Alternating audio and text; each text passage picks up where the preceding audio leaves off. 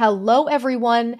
Dr. Yonit Arthur here. You are on the Steady Coach, and it's time for another one of my favorite things, a success story. This success story is coming to you from Amie, who I got to know personally as part of my membership community, and who woke up one day with what seemed to be BPPV. And of course, as many of you have experienced, the symptoms just never went away after that and got progressively worse until she was really having trouble functioning in her daily life. To complicate things, Amie also had diagnoses of OCD, or obsessive compulsive disorder, and generalized anxiety. So she had a lot to work with and a lot to work through during this challenge. But she did it, and she's here to share more about her experience and how she got better.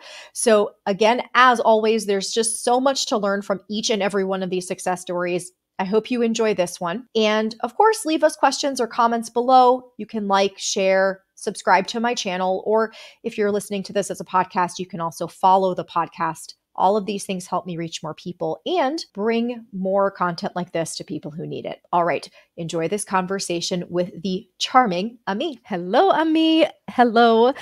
And I really wish that I had been recording when we had our first greeting just a couple of minutes ago, because it was very touching for both of us to see each other for the first time. We've known each other for a while, but I've never seen your face before. This is the first time. Yeah, and I'm hearing you talking. I'm like, oh yeah, she's recording. She's talking to me, actually. So it's not the video. I'm watching it. Sometimes you speak and I'm like, I've got to answer back. Okay. Right. She's not just asking a rhetorical question this time. It's a real question. Exactly. Yeah. Well, and for me, I'm not talking off into a random camera. I'm talking to a person. It's so nice. But it's so lovely to meet you. Thank you so much for agreeing to share your story. And I was hoping we could start by you just telling us a little bit about yourself. Yes. So my name is Amie. I'm 31 years old. I have been working full-time for a couple of years. And when my whole journey started, I was working as a storage manager. Mm-hmm. So in a real shop with building materials and lumber. So I was the manager of the whole entrepôt. So it's not the courtyard actually, but when you receive all the merchandise. And I'm also studying full-time in a university, but distance studying. So I study pretty much on the weekends, and I don't see a teacher. I do it all by myself with the TELUC University. So it's the university that is all their programs are based to be made in distance. So I can. And what are you studying? Yeah, communication. Okay. So human science. Yes. Okay. And where in the world are you located? In Eastern Canada, so in Quebec, in the suburbs of Montreal. Okay. Wonderful. Yes. Wonderful. We were just saying off air that it's such a shame that there's not more material or content or help available for people who speak French. Yes. And I want to publicly thank you, because you're the one who translated some of the resource sheets that I have on my website and turned them into this beautiful, very beautifully translated piece of information for people who speak French. So if you're out there and you're watching this with French subtitles and you want some content in French, on my website, you can download those for free. It's a PDF under resources on my website. Yeah. That's translated by you. So thank you. Thank you so much. So do you want to share a little bit about how the symptoms started for you and when? Yeah. Okay. So the whole thing started February 8th, 5 a.m. in the morning. And it was this year, 2024 or 2023? Yeah. 2023. Okay. So I just woke up and right away I realized it was not going to be a good day. So what happened prior? Actually, so the whole background, if I go right there right away. Please. So I just had my first lip injection with hyaluronic acid. It was really nice results. It was a really good clinic with a nurse, and I saw a doctor first, so nothing weird, really good stuff. She was really good. But then in the morning it happened. It has nothing to do with the injection. But still, I couldn't stop but thinking, somehow does it have a link? So I'm just going back there just to tell you. So when I woke up. I'm so glad you did. Because I think I got an email earlier this week from someone whose symptoms started after Botox. And Yeah. she's like, I don't think it was from the Botox, No, but it's it not. was like the next day. So it was freaking her out. Yeah, I think it has something to do with the feeling, the pressure of never feeling enough. So you have, again, to do something to yourself, and we're not going there right away, but it's something more again that you have to do with yourself Totally. to Yeah, feel better. That's a lot, pressure. totally. So in the morning of that February 8th, I just woke up, and the first symptom I had was intense vertigo. So wherever I was turning my head, even a little, it felt like I was falling. But the falling feeling lasted about 1 to 2 seconds. Really intense and severe. So whenever I would move my head even a little, so I was like fall constantly. And I was just wondering, and then got out of bed, tried to do my toiletries and stuff and washing my face and understanding what it was not going away. Sometimes it happens when you rise from your bed really quick. It happens a little, then passes, but this was just not getting better. And so I called the 811. It's a health hotline when you speak to nurses, when you have questions about your health, and really good service. And right away, the nurse talked to me about BPPV, that it was really common. And so I should do the Epley maneuver, which I found on Google and did. So the whole crisis lasted about an hour and a half. So I was pretty lucky. I could eat a little breakfast and then go back to work for the rest of the day. Everything was fine. So like, okay, it's gone, I guess. Cool. That was weird. Yeah. Okay. Yeah. And the feeling was intense, but then it was gone. So the next day was I felt a bit odd, but nothing too serious. Third day, and the first week was pretty weird like that, on and off with really intense vertigo symptoms. I could still eat, I could still sleep. So I'm not the worst case you ever seen. Like I was not like those poor people that start spinning and spinning and couldn't do anything. So I was really lucky in my bad luck about this. So since I'm a bit fearful for my health, and that was before any of this, right? Yes, yeah. So we didn't talk about my psychological background, but yes, I do have a bit of health anxiety. So my first rule I have, because of all this anxiety, I wait about a week to consult a doctor. I have the amazing luck to have a family physician, which is extremely rare in Eastern Canada. So I'm pretty thankful for that. So I waited a whole week to consult her, and I didn't see her. I just go to it's a special place when all the apprentice physicians go, actually, the last year of their study. So they have a mentor, and they go to see you, and it's pretty nice experience. They're all really good, actually, those people. So I met my first doctor there, and she was really thorough with me, really empathetic, and she made all the tests. So make sure my earring was fine, my brain was fine, my eye response. So all the tests were perfect. Like my balance was really good, even though I was feeling like falling all the time. I didn't have any other symptoms. I mean, I was not vomiting. I was sleeping well. I could eat as much as I could. So she told me, just go to physiotherapy and maybe it's going to be okay, but go back to me like right away in a week if it doesn't get better. But for me, physiotherapy doesn't work in a week. So it's like I'm at least a few weeks or a month before I see any results. Sure. So I got to see my physiotherapist, who was really nice, told me again about BPPV, pretty much the only thing I've heard. So again, so I'm like, okay, it's been just a week, so it's pretty normal. It could be BPPV. So I did all the tests. I had the exercise to do with my neck and everything. She did a massage. She was really kind. I found actually really empathetic people. I was lucky. So you were in that regard. Yeah. Yes. So that was pretty nice. And just let me see my timeline sheet. I know. And this is the most, I feel like when people have notes and timelines, it's like everyone can look and say, I know why you developed neural circuit dizziness. You're so detail oriented and a little bit of a perfectionist, maybe a little bit. Yeah. I don't know what you're talking about. I don't know. So I saw my doctor, did physiotherapy, and the whole thing a month later, nothing better. It was always ups and downs. So sometimes feeling good. But the second month, it was 2 months later, nothing was getting better. It was even getting a little bit worse every day. So I asked to see another doctor, not because I didn't trust the first one. It was about availability. She wasn't available. So I saw another one, and he made again all the tests. Everything was perfectly fine. I asked to have an MRI because since my tests were fine, they wouldn't refer me to have an MRI right away. I was like, please, I just don't feel good, please. I need answers. Yeah. Let me check this out if that's all right. Of course. So, yeah. So on and off, yeah, for 7 days. The basic testing, I was pretty lucky. Physiotherapy. Yeah. So my MRI came back perfectly normal, like nothing wrong. Actually, nothing wrong. But the more the weeks and the months advanced, the worse I got. And I just, my camera just, okay, there you go. There she is. And so just getting worse and more depressed a little bit because even though I was facing a lot of empathy from doctors, I was only 2, so I didn't want to go and run to see as much doctors as I could because, as I told you, I'm not the worst case. So like, if I was more sick, like I heard other people on the channel, maybe I would have been run off to see doctors to just find an answer.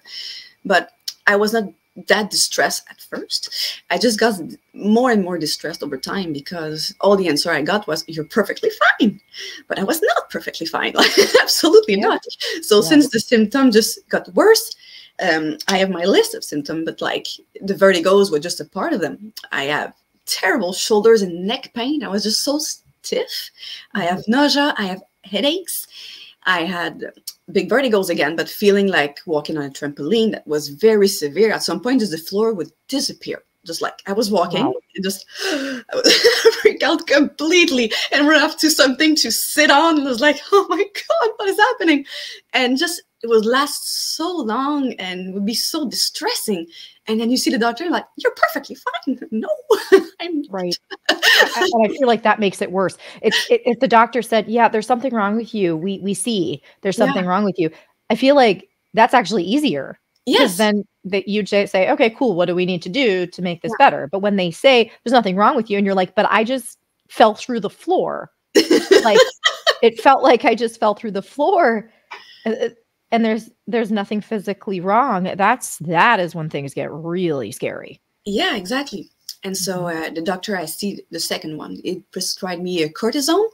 Okay. So a treatment for 3 days to make sure if anything was the neuritis. If it was a neuritis and was bloated, need to be a little smaller. So cortisone was for it.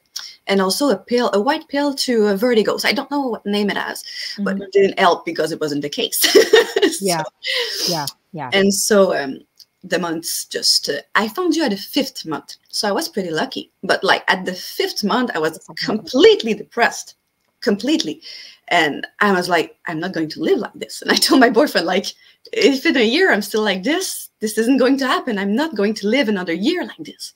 Like, I was so distressed. It was so much. And I know right now I'm smiling and I'm like, oh yeah, but it was so distressing. And I remember just seeing myself sometimes in the mirror. I'm just like green and just like this all the time. It was so hard and was so tired. So I didn't skip work and didn't skip study. Just working all the time, my 40 hours a week. And just to reassure you, I know I was driving a forklift, but I was not driving the first week when I had really intense symptom. And right away when I had the go from the doctor, it was like, you're perfectly fine. I could drive. And classic NCD, I had absolutely no symptoms on my forklift. Oh, that's so funny. Yes. So I was not worried to hurt anyone in my forklift, even though it's a really dangerous machine and you should never drive it with impaired faculty. So I was perfectly fine. But you had no symptoms. Oh. No. And I was like, why? Because it's terrible. My forklift is a standing one. And you stand on the side. You have your steering wheel. And you also have a joystick to control. So you turn really intensely, and these vehicles doesn't have suspension. So whenever you have a little rock on the ground, you would feel it like a bam in your neck and your back, and like terrible shock, but no symptoms at all, no problem. Like, like, this doesn't make sense. So did you notice that didn't make sense at the time, or were okay? So you knew, okay? Oh yeah. I do have. I was diagnosed with OCD pretty young, and I had.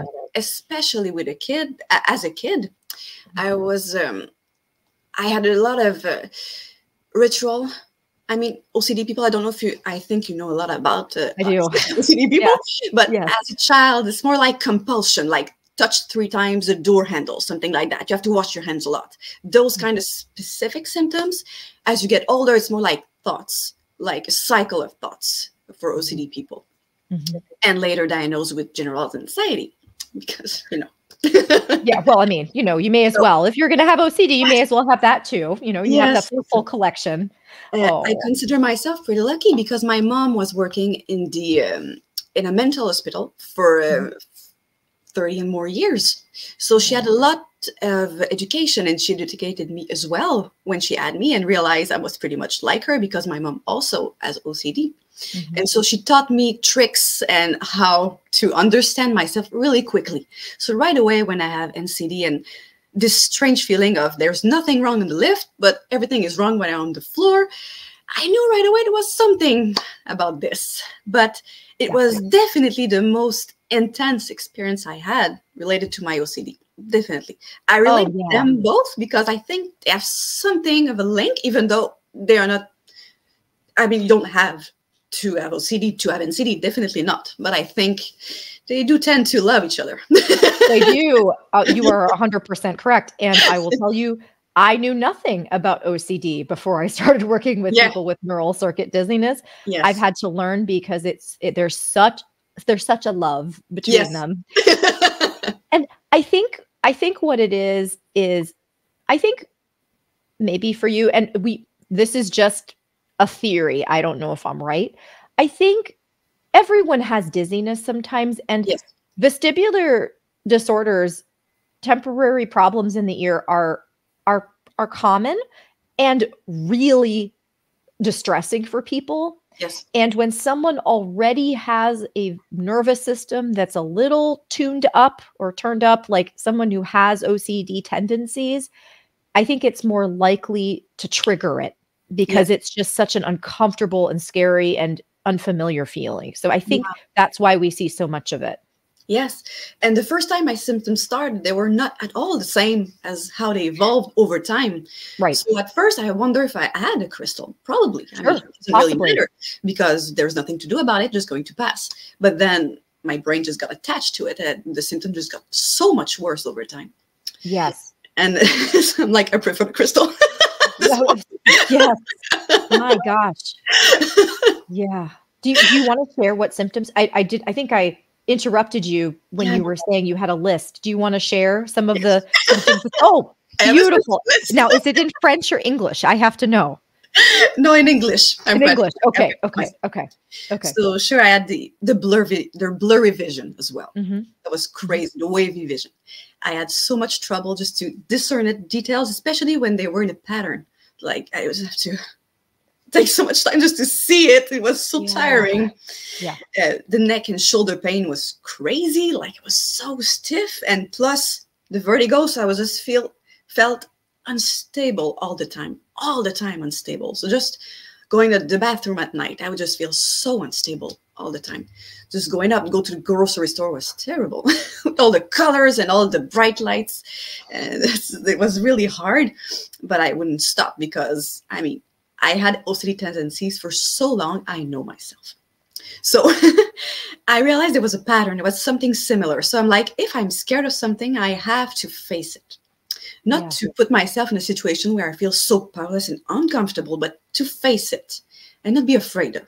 So I wouldn't stop going to the grocery store. I wouldn't stop working because I felt that it was so important to keep me sane because staying at home would keep me just insane. And luckily I wasn't that sick, so I could work, even though it was extremely hard. Extremely hard. And I was— Couple things. I'm going to interrupt you and say 2 things. OCD is both a blessing and a curse when it comes to neural circuit dizziness. I believe you. Because I think people who've dealt with OCD have more tools to work with neural circuit dizziness. And not to say that it's not just as terrible for people with OCD as anyone else, but I think they have more training and tools and know a little bit more about what to do. Of course, the curse is that if the OCD gets attached to the neural circuit dizziness, it feels awful and it can make things a lot worse. So the other thing I want to say is I know, see, you've been a part of our membership community, so you've seen how bad things can get. Yes. But your experience sounds terrible. So I don't think that it's fair to say, oh, you know, it wasn't that bad. It sounds horrible. Oh, no, it It was sounds horrible. horrible. I just remember Megan's stories. I don't know. This woman is a warrior. It's a crazy warrior. So are you. Thank you. So are you. This is not about, I mean, yes, some people have ended up more debilitated in terms of their function, but it sounds like you were suffering just as much as anyone else who has this condition. So I think you deserve to feel like a warrior too, because you got through something just as hard. So I just want to say that too. I'm sorry to interrupt you, but that's all right. I had to say that. Yeah. So we were talking about the symptoms. Symptoms, So yes, symptoms. The trampoline walking, then the ground would disappear. So like that's a trampoline, but it's another level of trampoline. Wow. Yeah. It was worse. So I remember just like going up to the cafeteria at my job and then I have to go back to my office. I was just like, I have to run because I have to sit on my stool. It was so hard to walk. I was just walking like, oh my God. Pray I would just go back to my stool. It was so hard. The noodle legs. So like the legs were so weak because everything was so stiff and unstable. And then the weak leg, like it was really hard. The derealization was really intense. Like I would just look at my hands, I'm not dreaming, am I? Just like completely, it would take a long time to say, yeah, no, I've been suffering like this for months. Yeah, wow. It's true. Yeah. Not didn't make it up. Yep. Yeah. I'm really here. Yeah. Yeah. And depressive thoughts, really much. A lot of depressive thoughts. Mm-hmm. Definitely. So yeah, did you recognize some of the thoughts as like kind of intrusive thoughts, kind of like OCD thoughts? Did you start to see it that way after a while? Yeah. Yes, definitely. I had trouble to just being the present. The present was awful also. It was pretty hard to be there. But my fear of the future was worse, definitely. Mm-hmm. Yeah. So just take the time to learn to live in the present. That's extremely hard, especially at first when you're suffering so much. So it takes a bit of time and the somatic tracking. Yes. To get in peace with the symptoms, and getting peace doesn't mean to accept them and like, doesn't matter. Love them. Right. Yes, exactly. So it's about taking time to recognize them and just to calm the whole nervous system. Right. And that takes time. So I found you at the 5th month, but my whole recovery took a whole year. So big 12 months. Mm-hmm. So the last 7 months after I found you was a lot of ups and downs and really intense ones. So just like my downs were not like, oh, it's okay. Now I know that's NCD, so everything's fine. It was not like this. Mm-hmm. I was like, I thought I was going better. Right. Please speak to that, because people want to hear about that. They go through that and they're like, I'm back to square one. Everything's going bad. It's not working. I'm obviously not getting better because now I've had a terrible day. So what was that like for you? So whenever that happened to me, so what I found useful is looking at success stories like this one to see the light at the end of the tunnel, definitely. But I had, again, the symptoms that just came back, like nothing got better. And I got a lot depressed as well, again, because the dips would last weeks, months. It's just like a few days. It would last months, especially the more you fear them, the more they will come back. And so I remember my first dip. So after I found you, I got better. Like a few weeks later, no symptoms at all for a whole month. Wow. So perfectly normal. And at some point, I was just doing my dishes. Everything's fine. And I just had a little bit of wavy feeling. And I panicked. I just panicked. Like, yeah, that's not going to help me feel better. Is to panic. But it's so hard not to. It's so hard not to. I just panicked. Like, I was like, okay, it's going to be fine. And finish my dishes, finish my stuff. But then it was the beginning of a dip. So I just fell again and again. The symptoms were really bad again. And just because my first reaction to it was panic. And I was also feeding that panic. It was just panic at first with the vertigo is totally normal, but then to feed it is a choice. And of course, feeding it at first is so easy because you're just so scared. So it's just so natural to feed it. But over time, and with the dips and getting better, realize, I got through that again. So I guess I shouldn't be that fearful. I can do this. And actually, I found a book of Claire Weeks that Julie spoke in your interview. I loved Julie's so much. And I found that book. I don't know if I can. Oh, wow, that's very bad. It's not working. Yeah. I bet I know what it is. It's Hope and Help for Your Nerves. Exactly. Yep. Oh, yeah. We love that book. Yep. Yep. Yes. Yep. Yep. And it's an audio book too, for those of you who can't read right now. Yep. And I found this book on Amazon, really cheap, really nice and easy to read. Also, the way the doctor speaks to you is so gentle and kind. And the way she describes dizziness is giddiness, because I know she's Australian. So I thought it was so funny, giddiness. For me, it's just so cute, but it's not. It's so cute. It's not cute. But the way she talks about it with so much empathy. So I like that right away, because I read a lot of books for mental issues or anxiety, and I felt so infantilized, and I hated it. So I'm like, I'm not an idiot because I'm anxious, please. Right. I hope so. Right. She has a way of explaining it that doesn't make you feel shame. Yes. Right. And she has a way of explaining it that's not just about your thoughts. Yeah. Like she explains it in a more experiential way. So it's not just, oh, you need to think differently, think positive. It's not like that.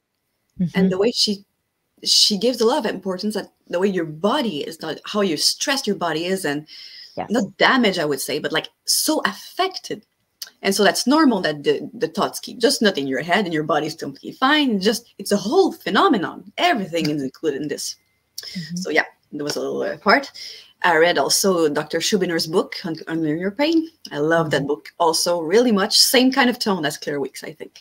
Same kind of empathy, some kind of way of understanding the body as a whole, the body and mind as one thing, and not the brain is so interesting and the body is so primitive. It's like, it's the body, human body is everything. Yeah, so I like that.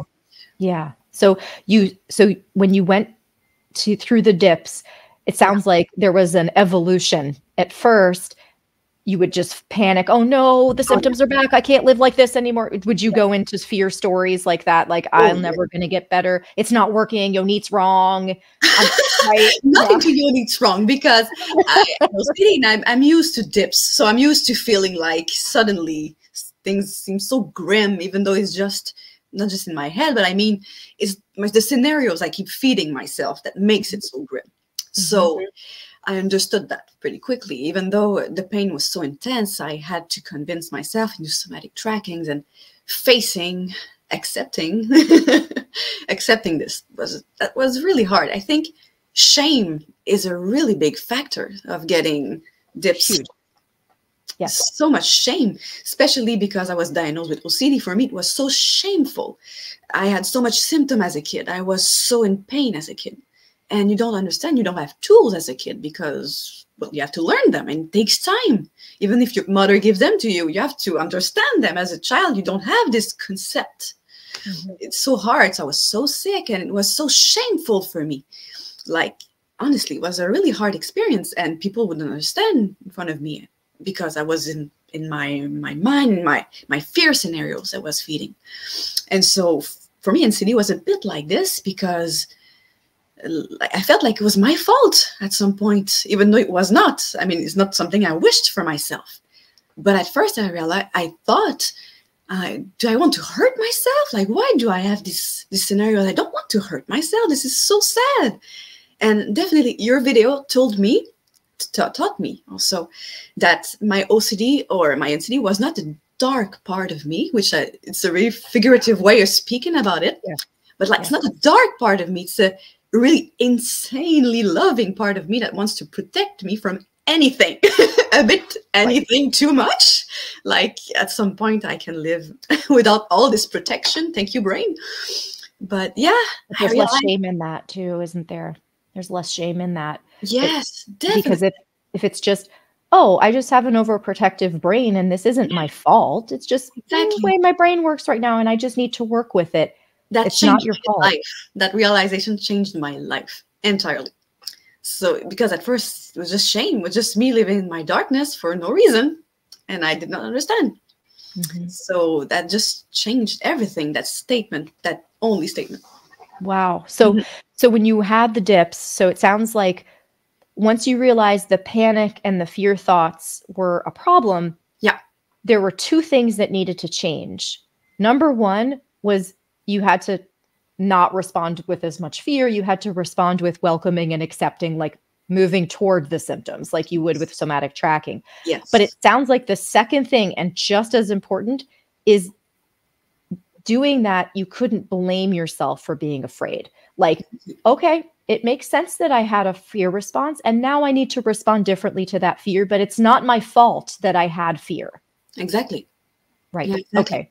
That's really good. And I hope people who are navigating the dips are hearing this. So, Yeah. so you went through all these really major dips. And once you started putting that into practice, you started feeling less shame.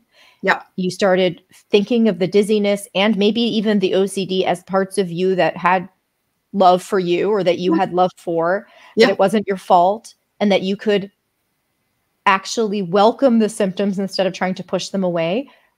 What happened then? What happened then with the dips? They just got less and less.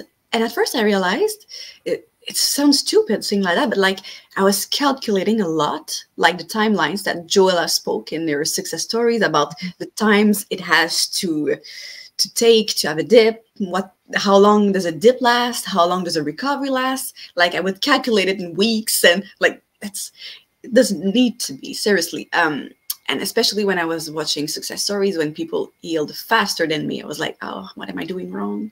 I'm glad you said something about that. That's so important for people to hear. Yeah, really. And I'm like, I mean, we don't have the same life. We don't have the same response to ourselves. There's so many different things about every individual person. Mm-hmm. So you cannot compare. It's impossible. And I'm like, I have to stop calculating. This is just so stressful and too complicated. This doesn't have to be. So I was living the dips, doing a lot of somatic tracking with intense symptoms, doesn't need to give me the whole, to get rid of the old dip, just to progressively calm down. And so the dip would progressively leave. And when it would come back again, because it just ups and downs again, I would just feel like it would last as long as it should. It's okay. And I mean, I'm going to get better. And at this point, the dips would definitely not last as long as they used to be. At first it was months, and then it was a few days, sometimes a few hours now. So I still have a little bit of symptoms. About 90% healed. But when I have them, I'm not scared anymore. I'm a bit frustrated because it's not comfortable. But I don't feel like, oh my God, I'm having symptoms. I'm just like, oh yeah, what happened to me? Then just have a background check of what happened this day, what I had, what feeling I just had. And like, oh yeah, that's normal. Yeah, it could happen. And I realized one of my big triggers was frustration. Even little frustrations would trigger me a lot. Like not necessarily the car when there was traffic. For me, car was not much of a trigger, but a little frustration in life. Like things doesn't go as fast as they should. I take too long to write an email, and I would have like just an intense moment of symptoms. I'm like, oh, okay, it's okay. Just annoyed or frustrated, and I have a lot of feelings. And okay, and the dip will leave. Wow. Yeah. Wow. It's so interesting that you're noticing that. I want to ask, because I tell people that there's a relationship between stress, feelings, and symptoms, but at the beginning, they often can't see it. No, not at first. So you didn't see it at first, right? No. And only now you realize that. Yes, because at first the symptoms are constant and so intense, you cannot discern it whenever they get bigger or not, because you're constantly in them. So when you get better, you just realize when you have an emotional trigger or something that annoys you or frustrates, like me, or like too much emotions or a bit of panic attack for any reason, you will have symptoms, but they are so closely related to the emotions when you get better that you just realize, oh, this is my emotions, this is my nervous system reacting, it's okay. But at first, it's impossible to see that because you're constantly with the symptoms. Correct. And it's over time that it gets better with, again, somatic tracking, meditating, just a little bit. And meditating doesn't mean to go and to take a lot of time, just a little bit of time. And every time it does, and at the end, it just addition and gets so good. Mm-hmm. So can you tell us, because I'm hearing some of the elements that you were using, and people ask me for this level of detail, so I hope you don't mind sharing it. Sure. What was your like daily routine like? So did you do somatic tracking like No. for periods of time, or did you do it throughout the day, or what were you doing? So I was not really an A+ student with somebody. Excellent. Good job. Good Not job. because Good. I felt like if I had to force me to do something a bit, I would feel a bit frustrated, and this would completely nullify what I want to achieve. So if I just feel intense and I realize, oh, I don't feel good, this is too much emotions, too much symptoms, I would then relax and take especially breathing exercises, just a little bit. And that would do so much of a difference, just a little. And never to neglect little things. Even though they are little, they are so important because they're easy to do. They don't ask you too much. And they addition at the end. They will get you where you not need to be. And so in the morning, well, all my life, I had a really good routine. I mean, in the morning, I do pretty much the same thing. I eat my 3 meals a day and also snack in between. I make sure to have at least my 8 hours of sleep. I'm 31 years old, but I chose not to be a mom in life. So I have a luxury of sleep. I know this is a luxury. It's not always easy. I'm glad you have it. Yeah. Yeah. So, but I don't think being a mom has to mean you have to neglect yourself. It's so important to sleep. It shouldn't. It shouldn't mean that you have to neglect yourself. I agree. And I know it's not easy. It's way easier to say than to do. Sure. Yeah. So it sounds like here's what I'm hearing. Yeah. And you haven't said this explicitly, but this is what I'm hearing. It sounds like you had some advantages that really mattered later. So it sounds like you had a very caring mom who gave you a lot of tools. Yeah. That maybe, again, as a kid, how do you learn to apply them and use them?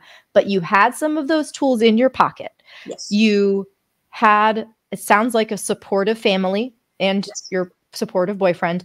It sounds like you already had good habits around sleep, around taking care of yourself. Yes. So again, I know these may seem like really stupid small things to people listening, but one of my big questions all the time is, what helps people recover faster? What's the difference between someone who is easily able to overcome this and there's no easy about it, but someone who's able to overcome this and someone who takes a lot longer?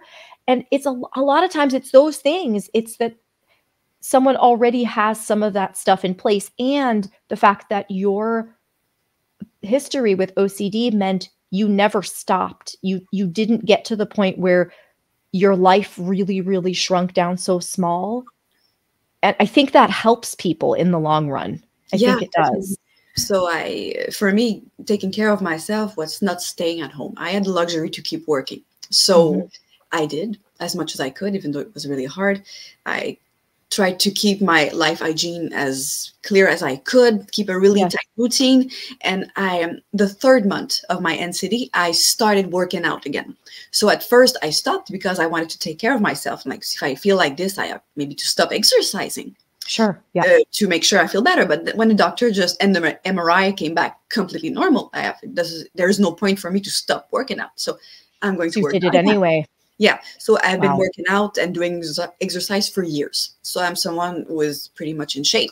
And honestly, for me in my recovery, it was essential. And over time, I just got better. I mean, to working out for me now, I do 4 hours or more a week, plus my daily walk with my dog, even though with my CD. So for me, it was essential just to realize that my body was able to do this.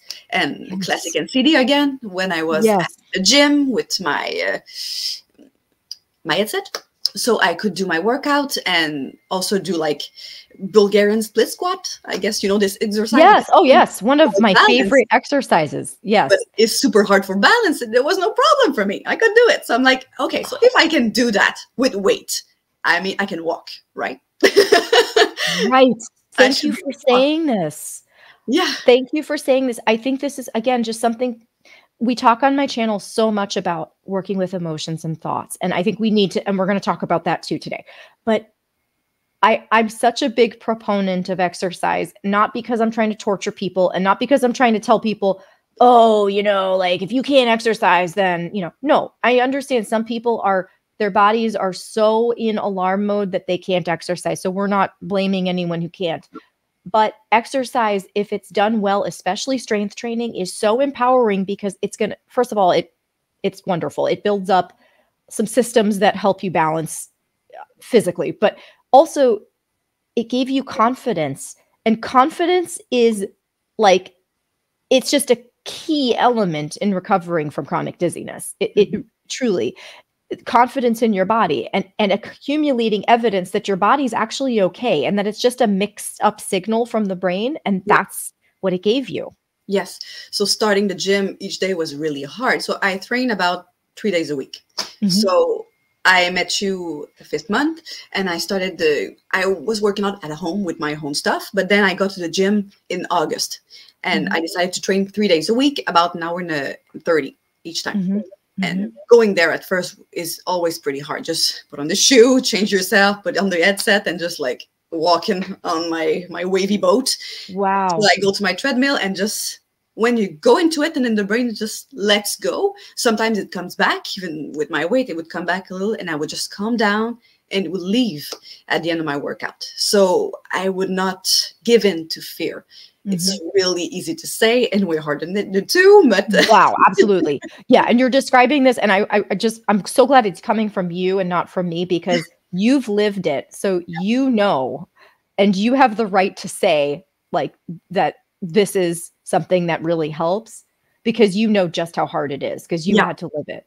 Yes. So I think one of the takeaways here is that it doesn't have to feel good. No. And it may not feel good initially, but it will help you. No, I was not torturing myself, just to make sure everybody gets that. Right. I was not torturing myself. I was doing this to help me get better. That was the intention behind this. So whenever I would feel really bad, I wouldn't train. I would stop. I would just do a little training or not at all. I would really listen to myself. But I would also push, just to push through the fear and see how good I would feel at some point. I love that. Yeah. That's very good advice. No torture. This is not my relationship with exercising. Good. And good. And obviously, if it were, so anyone out there who does have that kind of relationship with exercising, it might not be as helpful to you in your recovery if you think of it that way. Yeah. Yeah. Wow. Okay. So it sounds like you had some really good habits. You started exercising. You had good support. I'm wondering if you might be able to share how you worked with the thoughts, because you're a working with thoughts expert. As someone who's dealt with OCD, I'd love to hear how you did that. What did you do when those thoughts would show up? I'm never going to get better. There's something horribly wrong with me. Oh my gosh, I'm going to fall, or I'm going to faint. I'm going to have vertigo again. Like I know you were getting those thoughts. So how did you work with them? So what I would do, the first tendency is to distract myself. So, which is healthy-ish. So the ish part is to push it away is not a good idea. So when you distract yourself, you have to do it in the mind that you accept what it is right now and to do the thing anyway. So like I do love cooking. So I would feel the vertigo attacks and I'm like, I don't want to go lay on the couch. I will do my cooking slowly with a little TV show, really slowly, and I will do as much as I can. It will take the time it will take. And I'll get hungry. It doesn't matter. Yes. I will eat snack. Yes. I will eat snack while I'm cooking dinner. Yes. Yes. Yes. I would sit down, play video games, and I would just feel the dizziness. I would just like calm down until it leaves. And if it doesn't leave, it's okay. But it would certainly get better if I do things I love, just to get this out of my mind. So I would not distract myself just to desperately try not to think about it, which a bit was I was doing also. I love that you're saying this. You broke this down so beautifully. Okay. because I love that you normalize. There might be a little element of, I don't want to think about this. Yeah. Like there may be a little bit of that in there. It doesn't have to be perfect, right? No. The key is that you're doing your best to say, okay, yeah, maybe I will, maybe I won't. And maybe it is going to happen and maybe it won't. And I'm going to do it anyway. And it's going to take as long as it takes. Exactly. That's really good. Yeah. Yeah. Okay, Yeah. that was what I was doing. And then also that was really hard, but trying to focus on the present, even though in the present isn't great, it's even harder, but it just, the fear response just gets so much more intense with catastrophe scenarios, which I'm really good at, by the way. Yes, I'm sure you're a champion at it. Yes, yes, yes. And Yes. so just like, I need to just go back to the present, because I'm like, right now, yeah, I don't feel really good, but honestly, I'm not dying. Like, honestly, it's not that bad. Like, I am okay right now. I'm all right.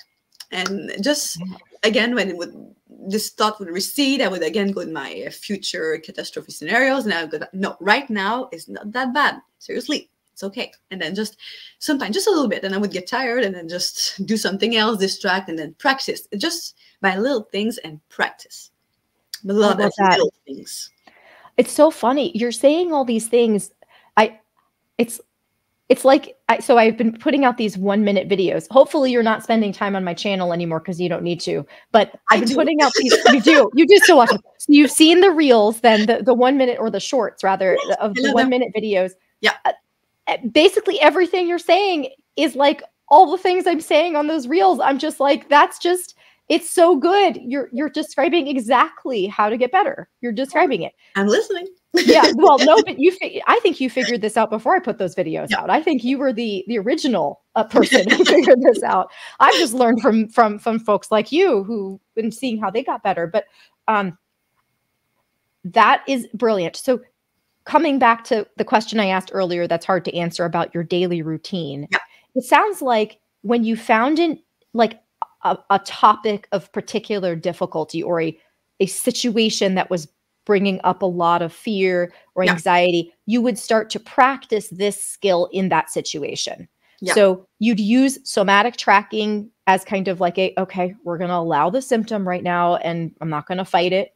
And then you'd use some skills working with thoughts, saying, bring yourself back. Like, first of all, maybe it will, maybe it won't, but also bring yourself back to the present, get yourself back out of the future and out of the past and into the present moment. And yes, it sucks, but you actually are safe right now. Yeah, exactly. Yeah. Yep. Very good. Yeah. I mean, that's it right there, guys. If you want to know how to recover, that's it right there. Yeah. Yeah. So yeah, never neglect little things. I think it's the same for exercise, if I can say so. Like, I started working out with 5-minute videos. So like, at first I was not, I mean, I did exercises even when I was a kid, and all my life I did exercises, but then starting working out more intensely, beginning 20s, like 20 years old. And I started with like 5-minute videos and tell myself I have to finish that 5 minutes. And that was all I was doing in my whole day, my 5-minute workout. And no, these videos won't get you bulky, but they will give you the confidence and the discipline to do more. And this is so important. They got me so far. Now I can do 1 hour, 30 minutes. And for me, it's not that much. Like, but I mean, little things. It's okay to do just a 5-minute. It's enormous to do a 5-minute a day, for real. Yes. Thank you for saying that too. And I hope we're still with people here who've been listening and are like, I'm not going to be able to do an hour and a half of Bulgarian split squats. I would never be able to do this at first. Only 5 minutes for years. 5 minutes a day for years. Right. It takes a long time. Yes. And for people who aren't able to exercise, your form of challenging yourself physically might be walking out the front door into the mailbox and back. That may be your exercise for the day, but progressively increasing and having that mindset that you mentioned. I'm doing this to help myself get strong and confident. It's not about a specific timeline or a need to push through this because I feel guilty that I don't feel better right now. Yeah, exactly. Yeah. Very good advice. Compassion is so essential. Well, talk to us about that. So, because it sounds like, so everything that we've talked about so far has been, okay, this is how I work through my daily life. This is how I work through the thoughts. This is how I've worked through my feelings and thoughts toward the symptoms. What needed to change about how you related to yourself? Was there kind of a deeper level there that needed to be addressed? Yes. Okay. All right. I made a list. Here's a list. Okay. Just in case. So sure. So the part with my OCD tendencies about me being loving and protective was the huge part of what I learned. It changed my life completely. It was a really important part. Compassion, how not to neglect compassion. Mm-hmm. And to see compassion another way. Like, doesn't mean loving yourself. Yeah, it is. But like, I don't mean being completely like overly fan of yourself, like non-realistically, but like deeply care about yourself. And it was actually pretty hard, especially like when, like me, you felt so much shame about yourself for so long and you felt so resourceless. And so for me, I didn't care about myself. I mean, for most of my life, the person I hated the most was me.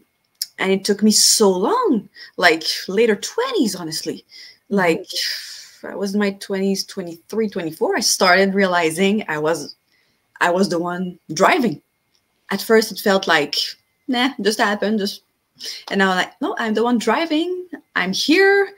It just took so long just to get rid of the shame progressively. Mm-hmm. Also by accepting and by realizing it's not my fault. And I think it was a big work. And NCD just put a light on this, if I can say. I think also what I understood the most was that control. What is control? As a person who has a lot of health anxieties, I thought control was like somehow I would make something the way I think it should be, and realizing that control was actually learning how to let go and when to do so. That's what control is. Not to control everything, to mold the world as you see it, but just to let go at some point. I think that's what NCD taught me, definitely. Wow. Wow. You know, you did a lot of work to get better.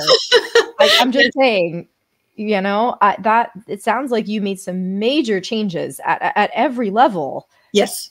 Yes. No, definitely. My life before was miserable, as you said. I really, love my family. Yes. And I have my husband that I love so much. We have been together almost 10 years. Yes. A really healthy relationship. I'm super lucky. A brother and a sister I love so much also. And some but again, with myself, I didn't have a good relationship. No, I was always so on edge and so scared of everything. And when I say it like that, it was not just like on the top of my mind. I'm always like this. I felt in my system, I was scared all the time from anything. So that's changed. Yeah. And that's changed. Yeah. So maybe this is a silly question, but would you say that how you did it was just those very small things over time, like the small changes and the small practices you were doing every day over time? Or Yes. did you go to therapy? Did you make was there like a sudden or bigger change? Well, so at the beginning of my journey, so I was a storage manager, and then I was also working to find another job for the government. So I had to do my interviews and exam while having the vertigos. Oh my gosh. Going interviews and like, everything is fine. Yeah, I can work. Sure. Oh, wow. I'm so glad you said that, because I get questions like that from people. Like, how do you prepare for an interview when you feel this bad? Yeah. It's sad, but pretending. I mean, I was able to work and I didn't lie about this. Doctor said I was pretty fine. Everything was fine. And I didn't miss a day of work since. I could do it. That was true. But I mean, the interview was so hard. I would just see the people. And I don't know, I should have been blinking so much because it was so hard. Like, just trying to see the people in front of me was so hard. Yeah, every day it would have been just exhausting. Yes, completely. Yeah. And so I got my job. So I'm extremely lucky. I found another job. I'm pretty well now, but still it's a lot of adjustments, a new job. So it was pretty stressful. Reason of one of my first tips, I would say. Also. Yeah. So it was a lot of stress, a lot of change, but also for the better for me. That's what I wanted. So I'm lucky. But again, a lot of adjustment. And I mean, I was at my previous job a few years, so I knew everybody. It was pretty fine, but I wanted something else. And so, yeah. Yeah. So did you have to so it sounds like it was really just learning to navigate these changes with those small habit changes over time. So it wasn't like, because some people I think see recovery I've said recovery is boring. Like it's what you described. I mean, I don't think your story is boring. I don't think anyone's going to find it boring. But if we looked at like day-to-day life of Amie going through this, it would be extremely boring. It would be like, she made like the smallest habit change over time. Like, okay, that's super not interesting.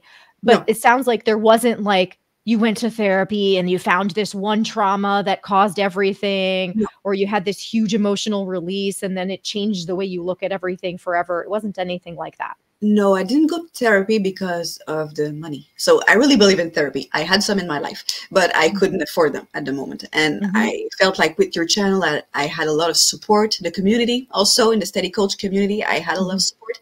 I was not really present. I didn't write that much, but I read a lot. So I read what people were saying to each other, and I really liked it. I liked the message. I looked at your videos, just take time to do this. And you had some skills, it sounds like, too. Yeah. I had a lot of education in mental health. So I was lucky at this, too, because in Quebec province, you don't have much resources about dizziness. Honestly, I was looking on Google to find anything about dizziness, and besides PPPV or neuritis, like, or labyrinthitis, but still the symptoms were not mine. And my mother was diagnosed with Meniere's disease a few years back, but her symptoms were so much worse than mine. I didn't think a second I had Meniere's disease. I knew it wasn't it. But still, I felt, besides these things, I don't know. And at some point in English, I wrote in Google, just like walking, like with the ground on a trampoline, or like, I wrote something. Found one of my videos. You. Yeah. The trampoline walking video. Yep. I know that one. Yep. So because in French, you really don't have anything otherwise. Maybe in France, they do have things, but in Quebec, sadly, nope. They don't. Yeah, even in France, though, they don't have enough. Not much. Yeah, I found a little thing, but not much either. No. Yeah, we're slow. I need more French speakers, and we have a few. So you've helped, and then we have another one. I don't want to put her name out in public, and just in case she's not ready to be made public, who's also helped me translate some of the content. I'm also so thankful for her. But I feel like I need like a vestibular therapist or a psychotherapist who knows this stuff, and I can just be like, here, take some of the stuff I've done and let's translate it and put it up on a website in French. I mean, I'd love to be able to do that. Just can't do it all myself. So I thought about you to my physiotherapist, to people like me that just wouldn't recover with all their techniques. She was really good, but I was not recovering. I was not getting better. So when I got better, I gave her your coordinates. Oh, good. That's good. Yeah. Also to my family's physician, she also always believed of the intensity of stress. And whenever I would consult her, she always asks me what happens in my life at the moment. She sounds wonderful. She does. And I talked to about you also. Good. Well, that's right up. I mean, I'm sure it's something that makes sense to her if she thinks that way. Yeah, definitely. She didn't know me, triple PD, but she was definitely open to it because she heard it before. I mean, people with dizziness, severe dizziness, just never getting better. I mean, just not recovering normally, like without evidence of disease. Yeah, right? Exactly. Yeah. So, okay. So catch us up. What is life like for you now that you're better? Now. Yes. So I'm about 90% better. I do have a little times I have symptoms, but again, they are so closely related to my emotions most of the time. And even if they are not, I mean, I've been there, done that. So at this point, I know myself, and even sometimes the symptoms just come back because my brain can. And I just look what I can do. Yeah. So I control, like Julie said in her interview, I control the second fear. So the first fear is the reaction of the vertigo, that it always makes my heart pound. But then afterwards, I just don't feed that fear. I realize that I accept it as much. I try to let go, just to force my body just to calm down. That already does a big difference. And over time, I realize there's a change in my body also, just by doing this. Yes. And there will continue to be. I mean, I don't know if you saw Vivian's story, but she was about 90%, maybe 85% when I first interviewed her. And then I interviewed her a year later and she was completely fully recovered. And no, I believe I will recover. Absolutely. Yeah. Yeah. Yeah. It's just so good to have this conversation now, because I think it normalizes too. This process takes a while, but your life can be really good while it's still happening. So I think that's what the point I really want to drive home. Yeah. I know when you're feeling 0% better, you're like, I can't take another one of these sensations. I can't live like this. This is just intolerable. How can anyone live a good life like this? Yep. But once you get to a point like where you're at, it's just, yeah, okay, I just feel off sometimes, kind of like a, it's like I have a headache or whatever. Okay, Yeah. okay, I don't feel 100%, but it doesn't stop you from living life, and you can still have a meaningful, enjoyable, fulfilling life as your body continues to recover. Yes, exactly. And so I accept it as a part of myself. Easier said than done, but as better you get, the easier it gets to accept it, because just realize the intensity of the emotions that comes with it, and the symptoms comes because of the emotion. And so whenever I feel them, I realized before NCD, I was really cut from my emotions. I'm not someone who cries. Like, I mean, besides in front of dogs movies, I definitely cry, but otherwise I don't cry of emotions. It's really rare. Maybe once a year. I cry once a year for stuff. Like, I don't cry. So I cried for NCD. Definitely. I was so desperate. Yeah. And that's just an example. I mean, I'm not someone who just express my emotions. I felt like, especially my anger when I was a child was so intense. I had to repress it absolutely, because it was so much for not much. So just over time, I just repressed frustration and sadness and shame, because they were shameful to have. The way I could express them was shameful. So I would just take them all, but like realize now, just when I'm frustrated, just say it, not shout it, but just practicing the fact of saying I'm frustrated. It's already a lot. Huge, huge, huge. Yeah. So that's also been part of this for you too. Yes. Okay.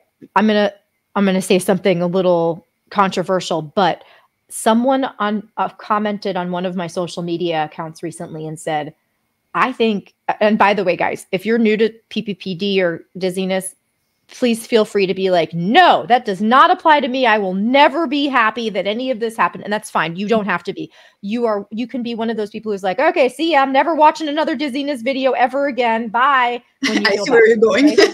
Yeah, you see it, and I will kiss you goodbye and say goodbye. But she said, she said, my symptoms, when they happen now, they're useful because they let me know I'm feeling something that I need to pay attention to. And real. Yeah. Again, I would never say that to someone like, you're going to feel thankful, but she said it to me. And I just thought that was so beautiful. And I was just wondering if you agree, because from what I'm hearing from you. Yeah. Yeah, they are not like my antenna, my detector. So I'm like, beep, beep, beep, beep. Yes. I'm like, okay, I'm feeling something. That's real. Yeah.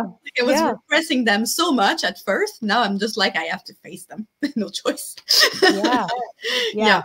Yeah. So it's not only that the symptoms have gotten better, it's also that the meaning of the symptoms has changed. Yes. It doesn't mean something's wrong with you. It means that your body's telling you something, and it doesn't mean the same scary thing that it used to mean when they happen. Exactly. Yeah. Okay. That's lovely. Well, I have enjoyed this conversation so much, and I just want to give you a final opportunity. If there's any advice or anything reassuring you'd like to share with people who are going through chronic dizziness right now.